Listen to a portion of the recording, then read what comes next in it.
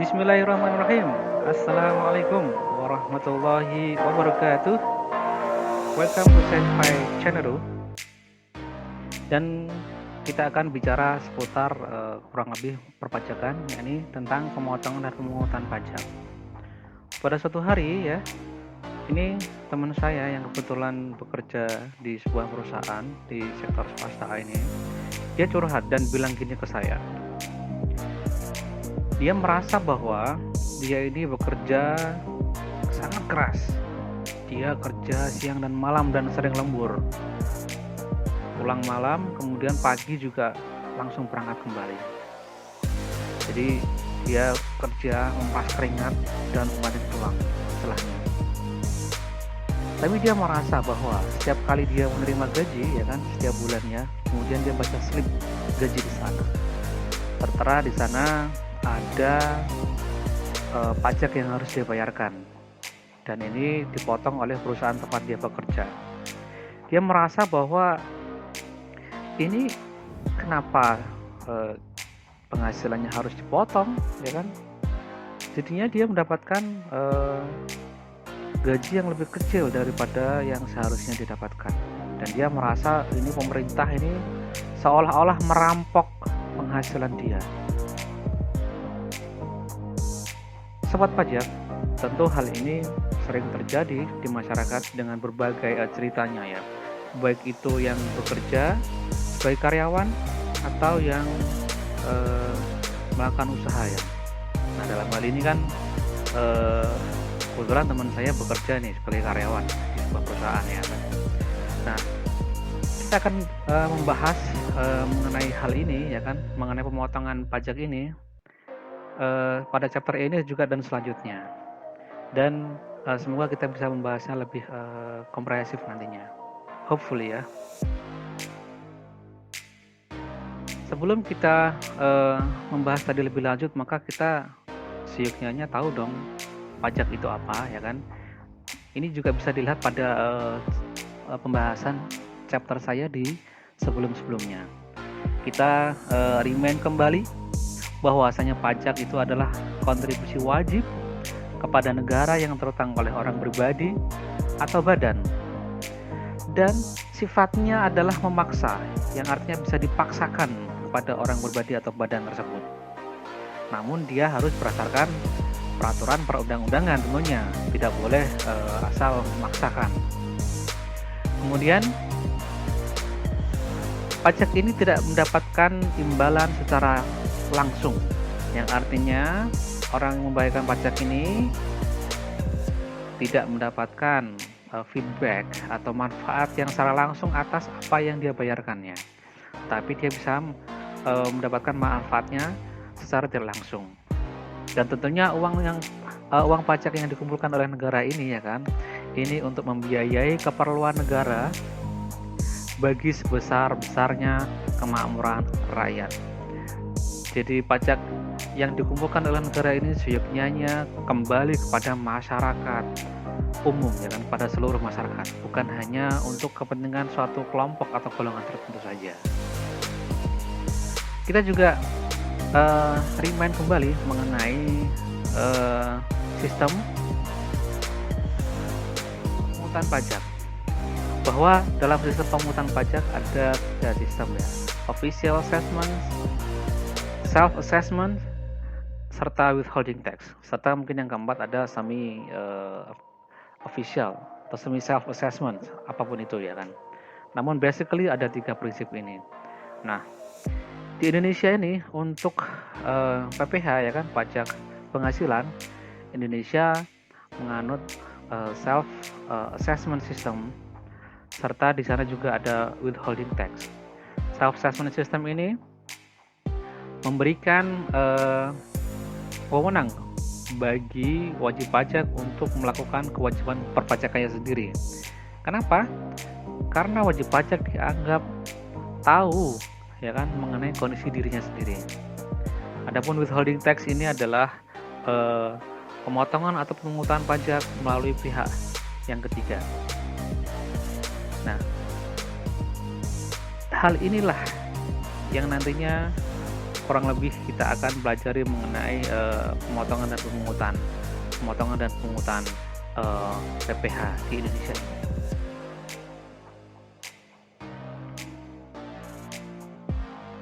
Kita tahu lagi ya kan bahwasanya pada prinsip PPh ini kan sebenarnya PPh terutang setahun sekali, yakni pada akhir tahun, dan kemudian dilaporkan, dan sebelum juga perlu dibayarkan ya tentunya ya, dengan mekanisme pelaporan dengan SPT ya, surat pemberitahuan tahunan PPh. Tapi kenapa di sana ada pelunasan pajak atau pembayaran pajak pada tahun berjalan, yang artinya pelunasan pajak itu dilakukan sepanjang masa tahun berjalan dari Januari, Februari, Maret hingga Desember. Kenapa tidak pada akhir tahun saja, yaitu pada akhir Desember?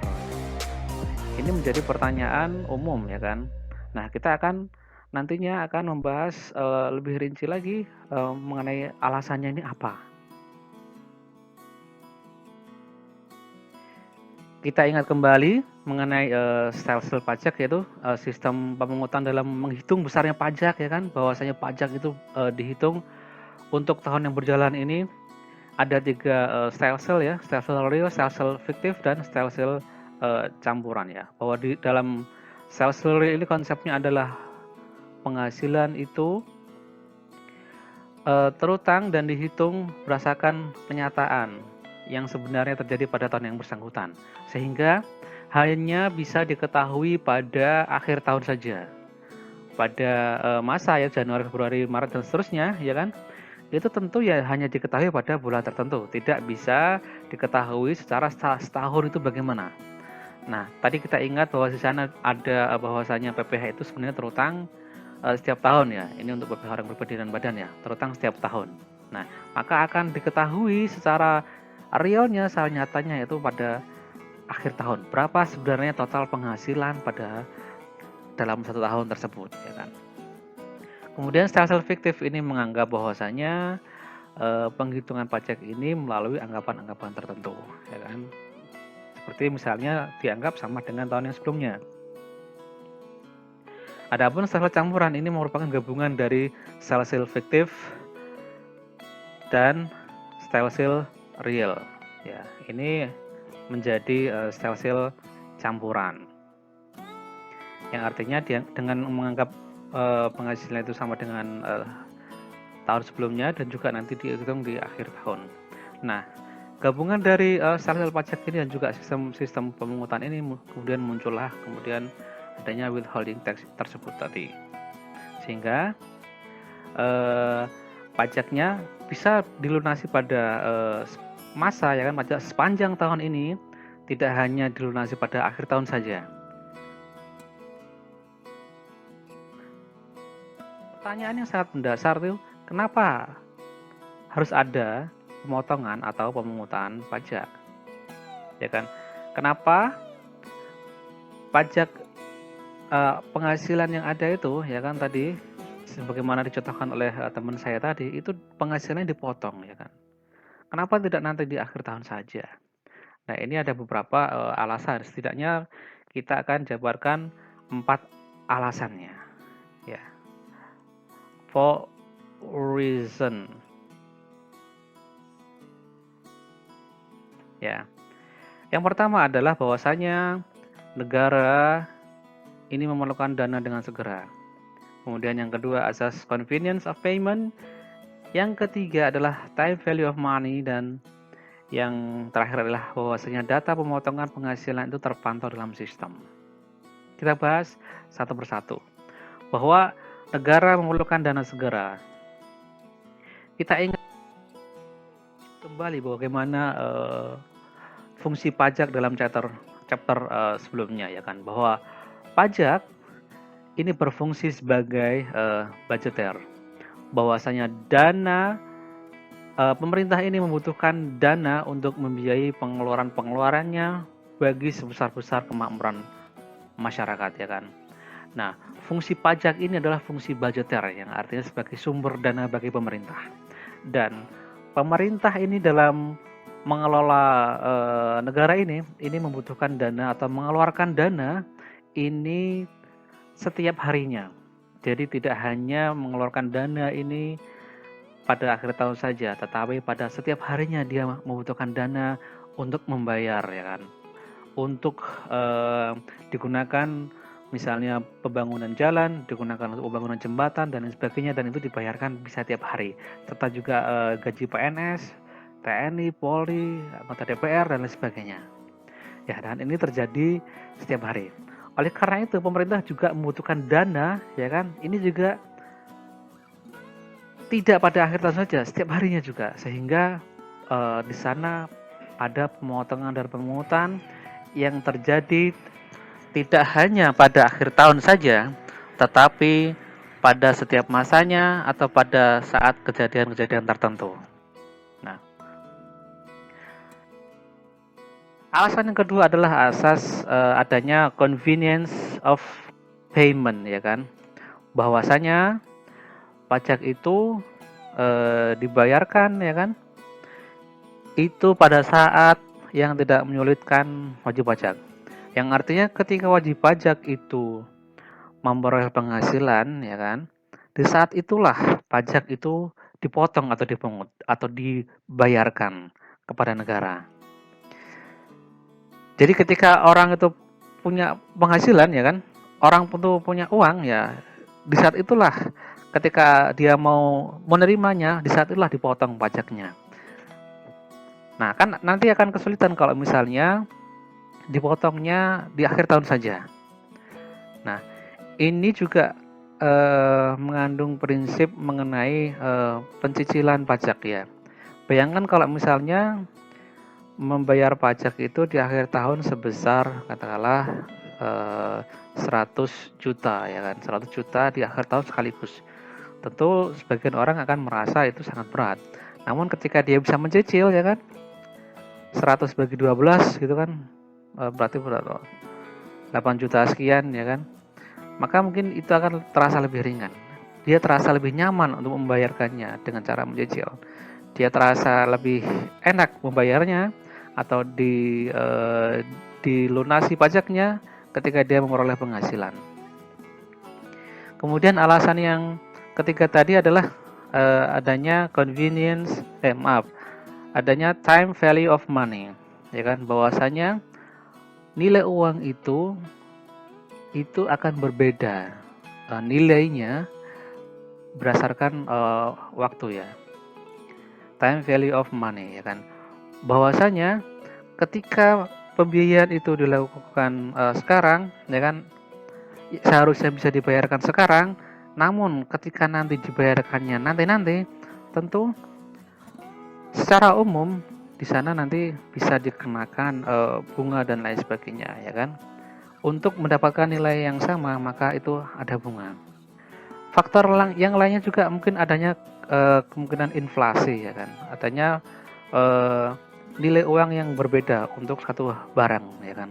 Misalnya pemerintah membangun sebuah gedung gitu kan, ya.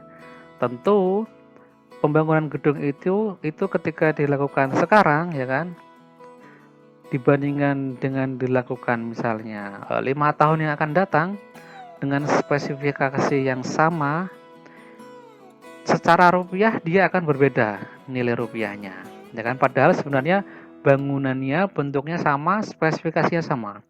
Di situ ada time value of money. Maka dalam hal pemotongan dan pungutan pajak yang dilakukan segera, ya kan, itu nanti uangnya yang segera bisa didapatkan itu bisa dikeluarkan saat itu juga, ya kan, sehingga akan mendapatkan katakanlah seperti bangunan tadi spek yang sama pada saat itu, ya kan, dengan nilai rupiah yang lebih murah dibandingkan jika dibayarkannya atau dibikinnya nanti pada masa yang akan datang. Tentu 1 juta sekarang itu nilainya akan berbeda dengan 1 juta pada yang masa yang akan mendatang, meskipun nominalnya adalah sama. Alasan yang keempat tadi adalah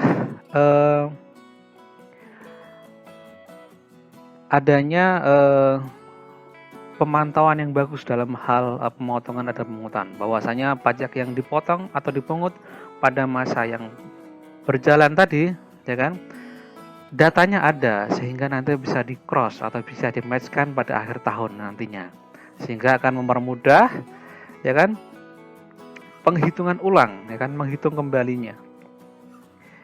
Itu barangkali alasan kenapa adanya pemotongan dan pemungutan. Nah, 4 hal tadi kiranya bisa menjawab pertanyaan atau bisa memberikan komentar bagi curhatan teman saya tadi.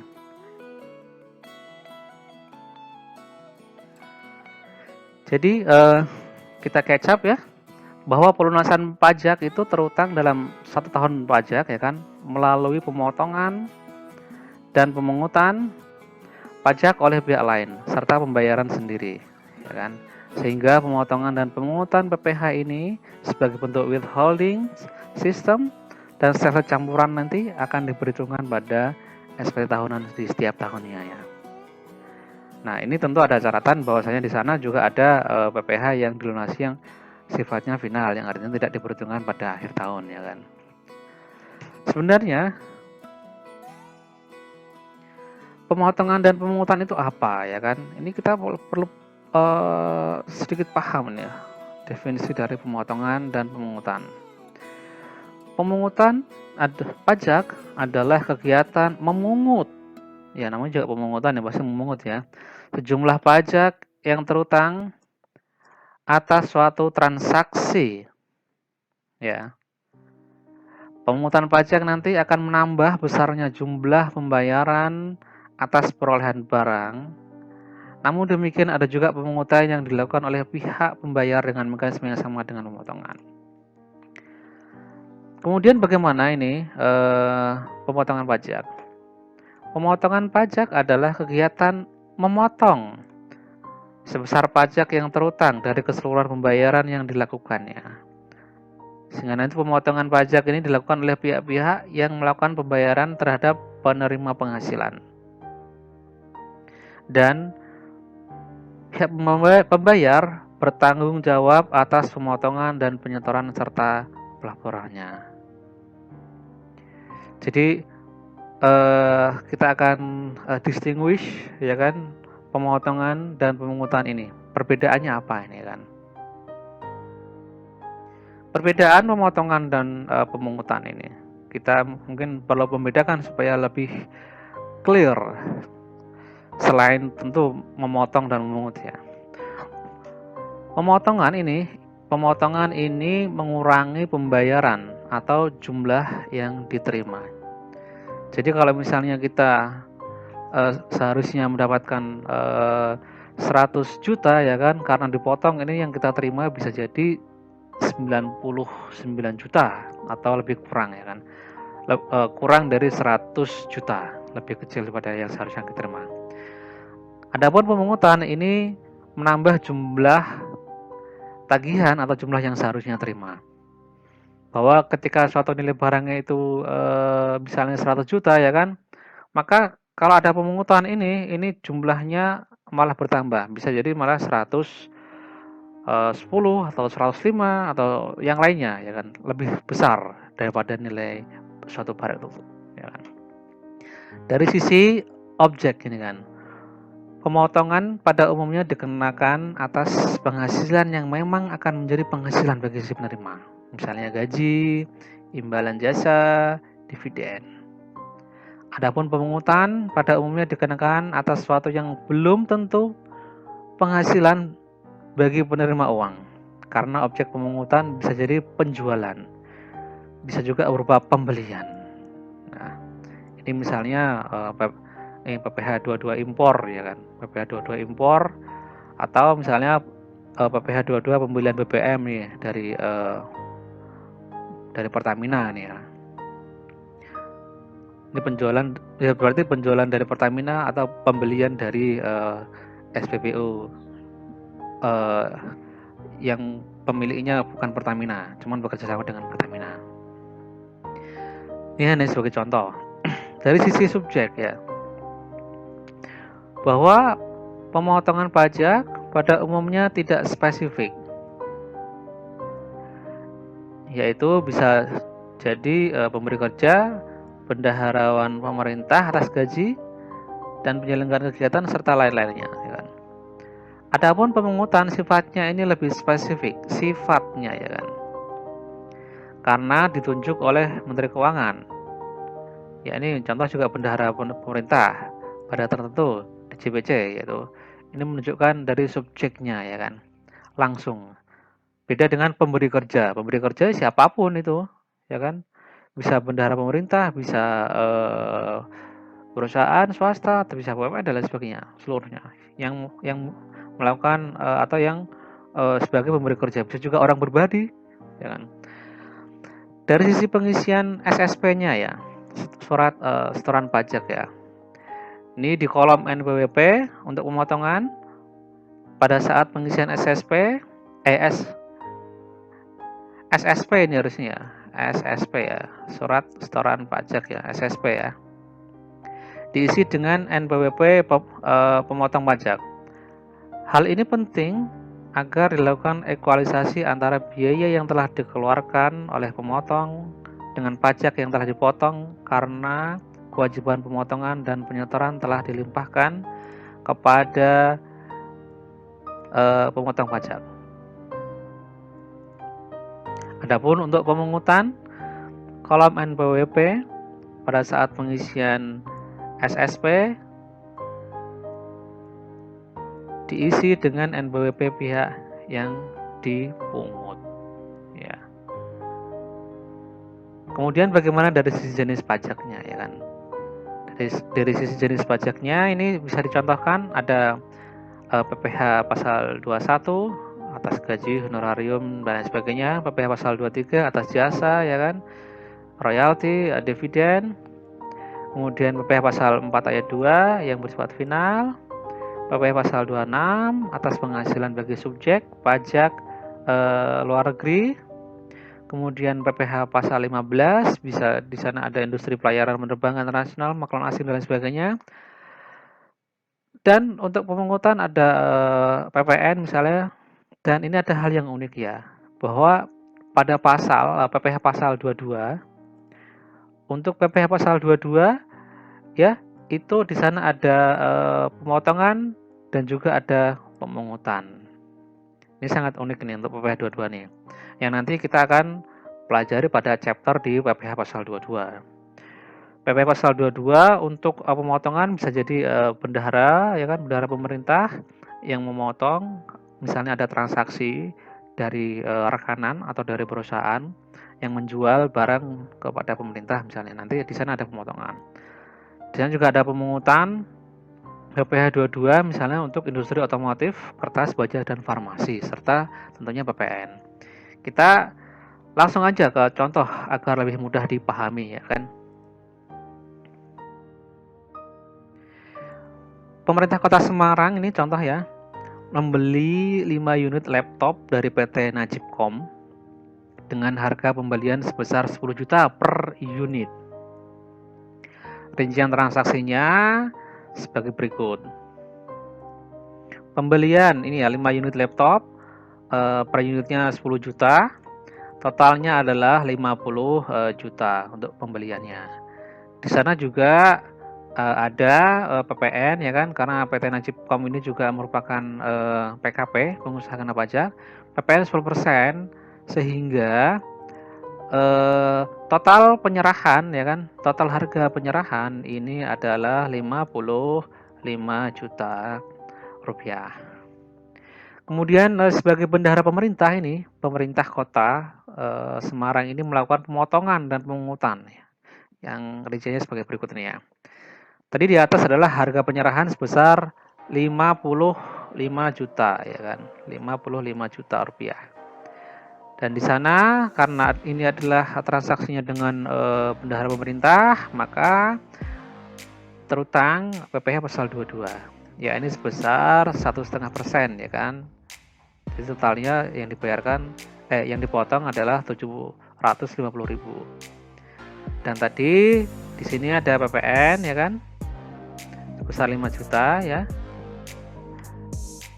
Sehingga berapa uang yang diterima oleh PT Najibkom ini? Yang diterima oleh PT Najibkom ini adalah sebesar 49.250.000. Jadi sebenarnya total transaksi itu 55 juta. Total transaksi ya ini ya. Total seluruhnya harga penyerahannya. Di sana ada unsur PPN 5 juta dan kemudian ada pemotongan PPh pasal 22 sebesar 750.000 rupiah. Sehingga PT Najibkom hanya menerima uang sebesar 49.250.000. Dan nantinya ya kan PPh pasal 22 ini bisa dikreditkan, yang artinya bisa menjadi penghitungan dalam pelunasan SPT tahunan nantinya. Oke, demikian yang bisa saya jelaskan mengenai basic dari pemotongan dan pemungutan. Semoga bisa memberikan manfaat. Jangan lupa untuk subscribe, like, share, komen, ya kan, serta invite teman-temannya untuk menyimak materi mengenai dasar pemotongan dan pemungutan pajak ini. Terima kasih dari Senpai Channel. Wassalamualaikum warahmatullahi wabarakatuh.